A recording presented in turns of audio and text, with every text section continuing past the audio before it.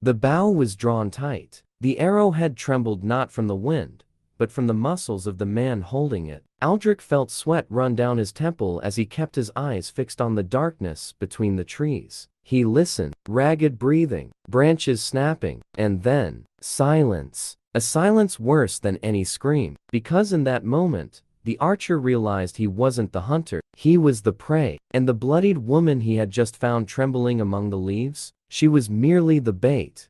But bait for whom? And why? It all began 3 days earlier, when Aldrich made the only mistake a man of the forest should never make. He followed a trail that wasn't his. Before we continue, comment below where you're watching from. The Thornwood Forest had many names. The peasants called it the Black Vale, the nobles, the Forgotten Lands, but Aldrich, who had lived on its edges for 15 years, simply called it home. He knew every trail, every stream, every tree twisted by time. He knew where the deer drank water at dawn and where the wild boars hid their young in winter. He knew the song of every bird and the meaning of every footprint in the mud. Aldrich was an archer, not a soldier, not a knight, just a simple man who survived by selling furs and game meat in the village of Millbrook, 2 leagues away. That autumn morning, the air was heavy with moisture. The mist crawled between the trunks like spectral fingers, and the smell of decaying leaves filled Aldrich's lungs as he walked along the trail he had known since boyhood. He was tracking a deer. He had seen fresh tracks the night before a large male.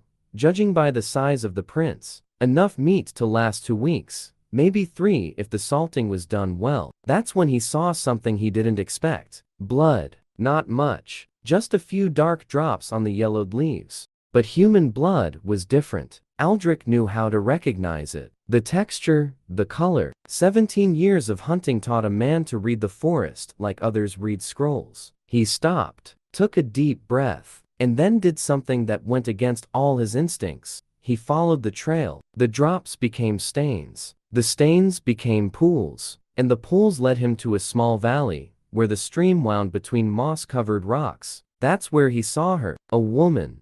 Young, no more than 20 winters, dark tangled hair, torn linen dress, bare and wounded feet. She was curled up among the exposed roots of an ancient oak, trembling like a cornered animal. Her eyes met Aldrich's, and in them, he saw something he recognized immediately: absolute terror. The kind of fear that paralyzes, that silences, that transforms a person into a creature. The archer slowly lowered his bow. "Easy," he said, his voice low as if speaking to a frightened deer. "I won't hurt you." The woman didn't respond. Her lips trembled, but no sound escaped them. Just that look, that desperate look that seemed to beg and warn at the same time. Aldrich approached slowly. He knelt 2 steps away. He observed her wounds, cuts on her arms, deep scratches on her legs, purple marks on her neck. Someone had tried to strangle her. "Who did this to you?" Silence. "Are you alone?" A tremor ran through her body. Her eyes widened even more. And then, for the first time, she spoke. A single word, a hoarse whisper that Aldrich could barely hear. "Run." The archer frowned. "What?" "Run," she repeated, her voice gaining urgency. "They're coming. They always come." Before Aldrich could respond, he heard the sound. Distant, but unmistakable. Horse hooves. Many horses. Coming from the north. Coming toward them. The archer grabbed the woman's hand and pulled her up. "Can you walk?" She tried to stand, but her legs gave way.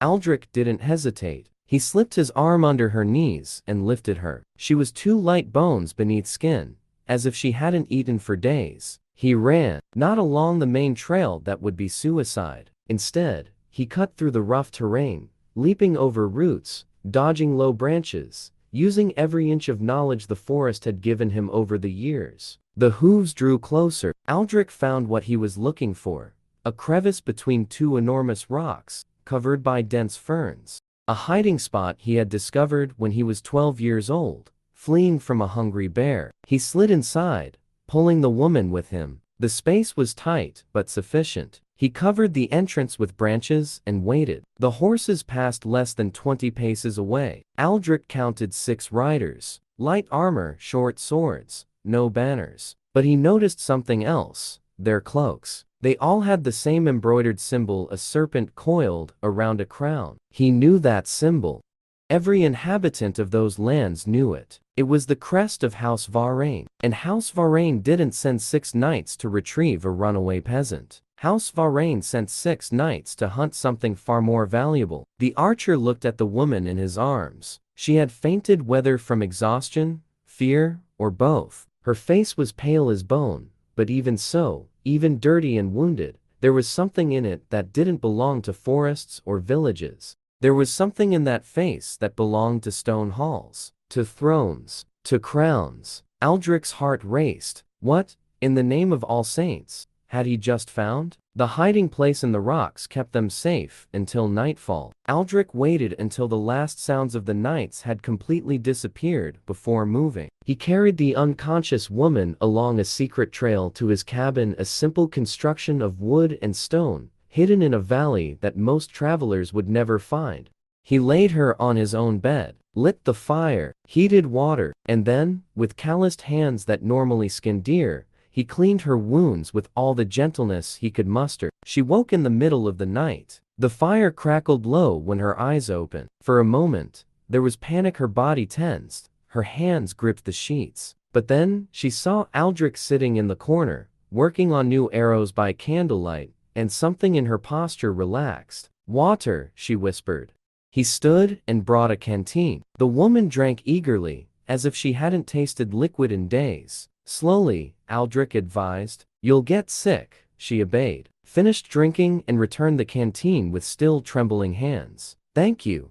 Her voice was different now, firmer, more refined. Aldrich noticed what he hadn't before: the way she pronounced her words, her posture even while lying down, the small and precise gestures. This woman was no peasant. "What's your name?" Hesitation.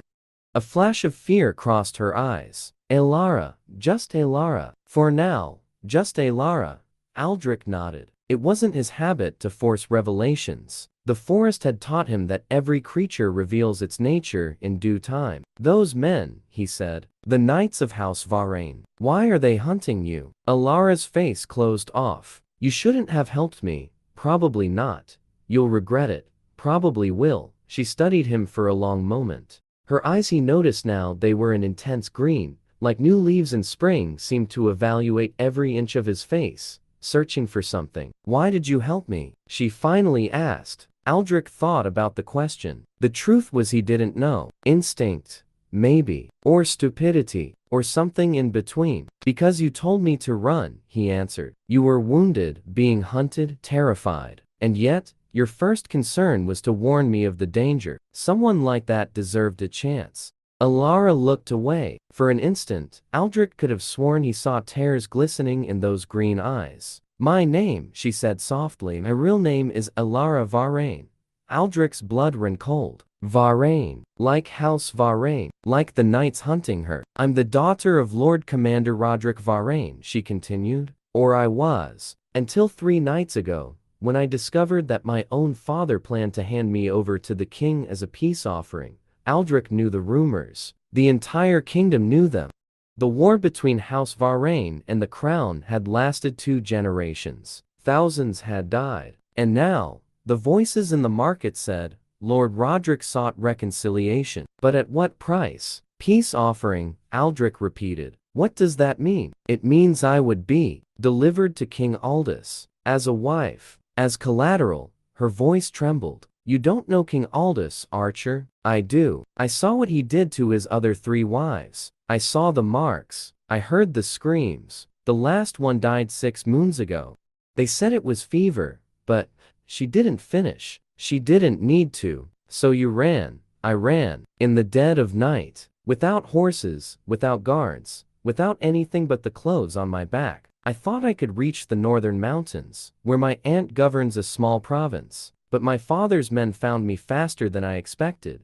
"Your own father sent men to hunt you?" "My father," Elara said bitterly, "loves me less than he loves his power.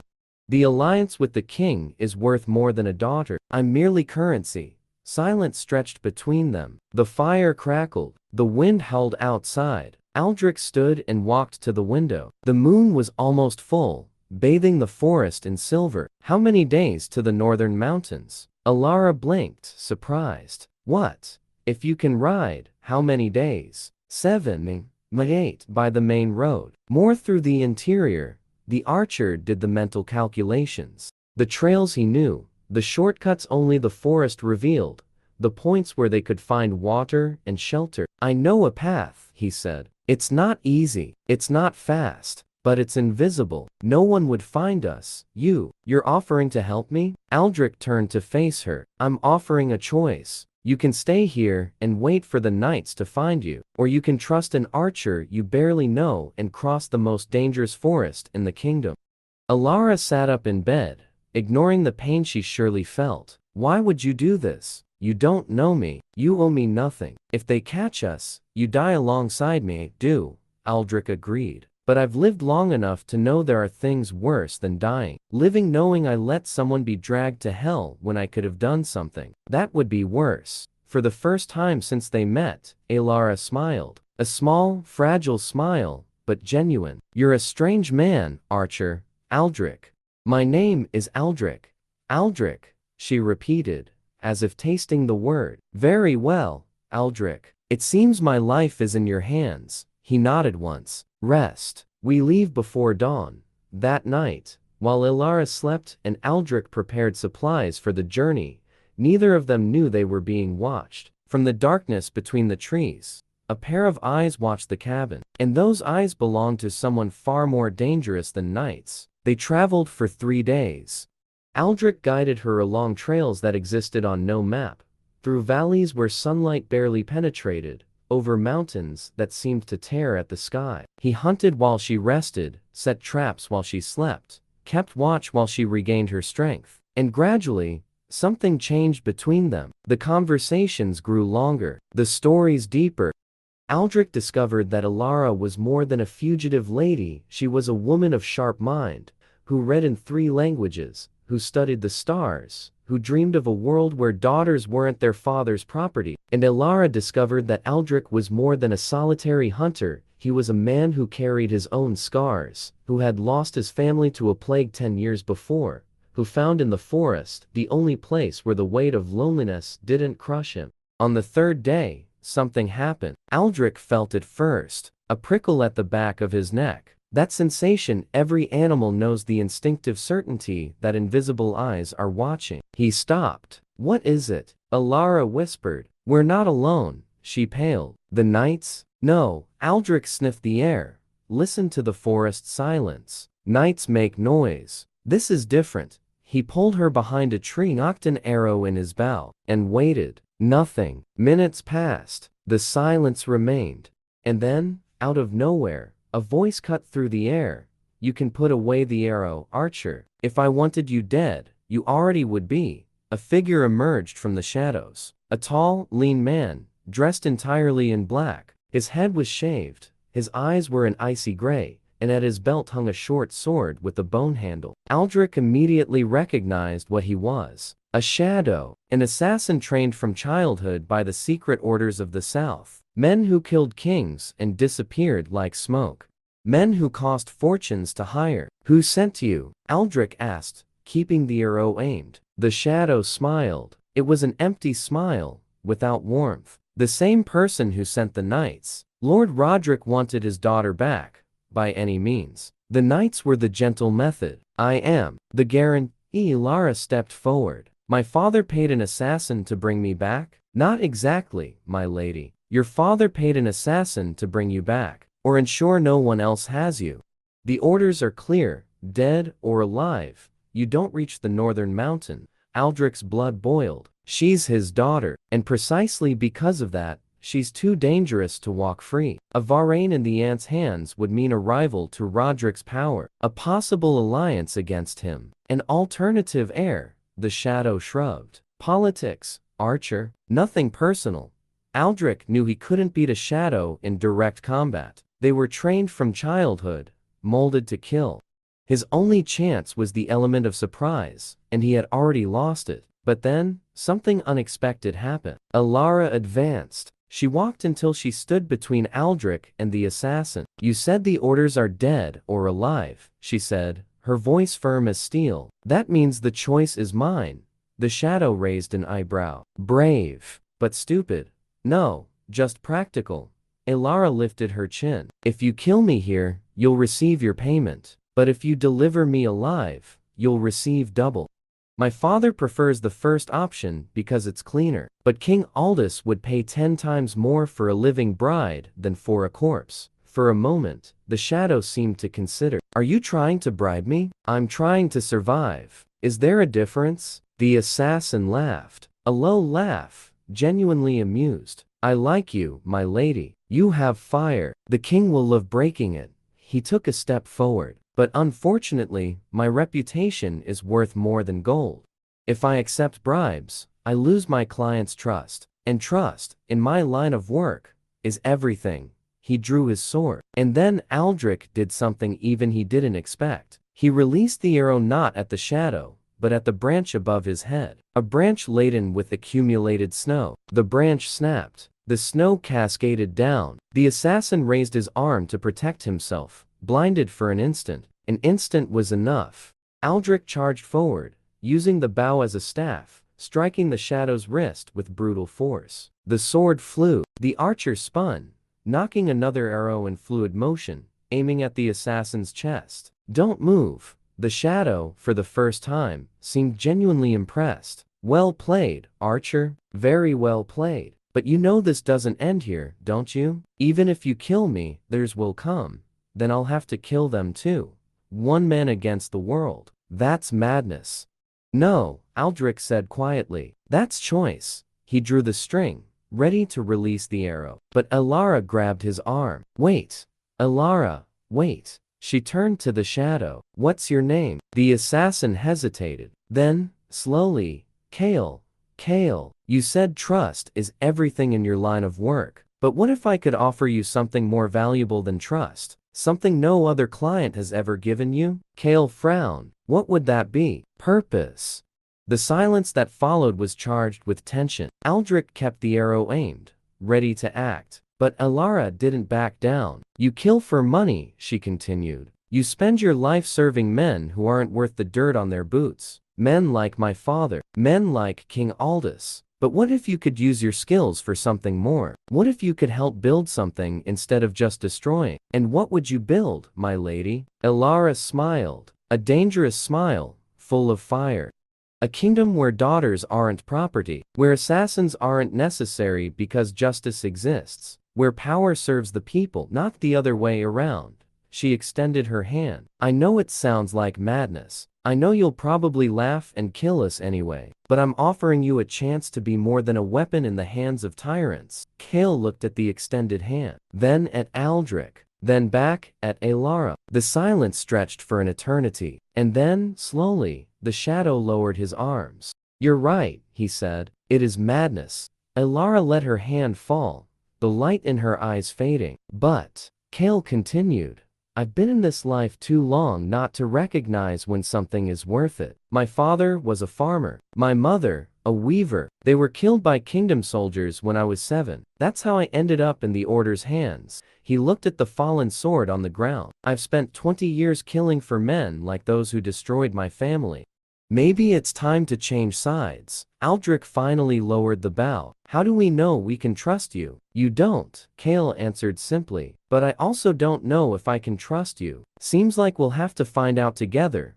The three looked at each other. An archer, a lady, an assassin. 3 people who should never have met. 3 destinies now intertwined. The journey to the northern mountains took 11 more days. When they finally arrived at Elara's aunt's castle, covered in mud, exhausted, but alive, something had already changed in the world. Rumor spread. Lord Varen's daughter had escaped. There were allies. There was hope. And in the years that followed, that hope transformed into revolution. On the last night before crossing the castle gates, Aldrich and Elara stood alone under the stars. You could have left, she said. At any moment during the journey, you could have abandoned me and returned to your forest. I could have, Aldrich agreed. Why didn't you? He thought about the question, about the forest he loved, about the solitude that protected him, about all the logical reasons not to get involved in others' wars. Because some things, he finally said, are worth more than safety. Some people are worth more than peace. Elara smiled. She said nothing. She just rested her head on his shoulder, and they stayed like that, in silence, while the stars wheeled above. Neither of them knew what the future would bring. Wars, perhaps. Losses, certainly. But also victories. Also love. Also hope. And it all began with an archer who found a woman trembling among the leaves, and chose not to turn his back,